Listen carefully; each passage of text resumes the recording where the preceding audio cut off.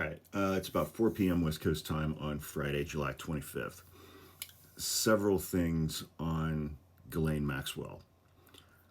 Her attorney confirmed today that after 2 full days of them meeting with Todd Blanche, the number 2 guy at DOJ and Donald Trump's former personal criminal defense attorney, she was asked about roughly 100 different people.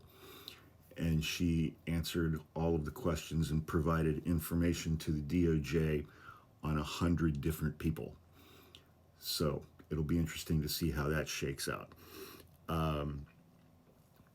I've seen a couple people post kind of freaking out that she had some degree of immunity for the conversations that she had with DOJ yesterday and today. That is extremely common. It's referred to as a proffer agreement.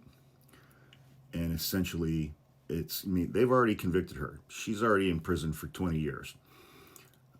They want information about other people. So it's also referred to as a queen for a day agreement, meaning the DOJ cannot prosecute her personally for anything that she told them yesterday and today. Even if she tells them something that incriminated her, they do not get to prosecute her for that. So that's a proffer agreement, queen for a day kind of thing. Third, I saw it reported that Ghislaine Maxwell has never previously been interviewed by anybody from any law enforcement agency. And on the one hand, that kind of makes sense because up until 4 or 5 years ago, she was a co-conspirator engaging in a lot of the same activities that Jeffrey Epstein was engaging in, trafficking, recruiting teenage girls for him and for her enjoyment. She's not innocent in this.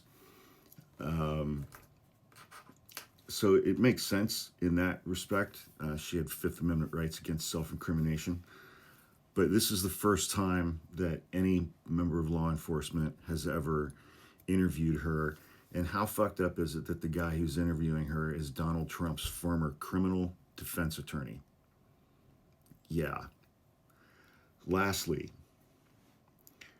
presidential pardons are final. They cannot be undone.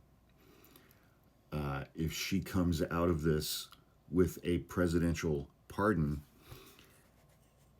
and some agreement with Donald Trump, I think that agreement would be largely unenforceable as it relates to her, because Trump can't do anything to take back his side of the bargain if he gives her a pardon.